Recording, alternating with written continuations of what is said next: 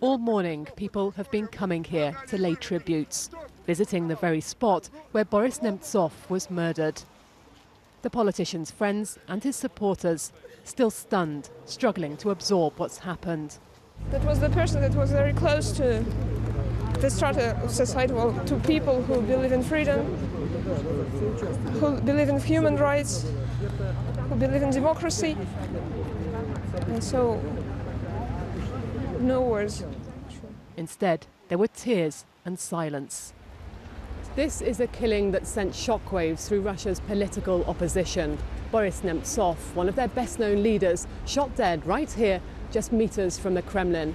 It's a murder that's raised huge questions about who might have wanted him dead, why here, and why now. A charismatic man, Boris Nemtsov rose to prominence under Russia's first president, Boris Yeltsin.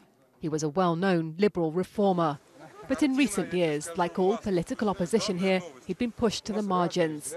There, he became a fierce critic of President Putin, campaigning against corruption, outspoken against the war in Ukraine.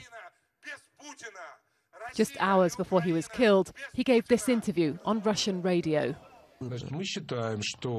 It is necessary to carry out honest elections with the participation of the opposition and cancel censorship to stop this absolutely miserable lying propaganda that has twisted minds. President Putin was quick to condemn the murder right on his doorstep as a provocation.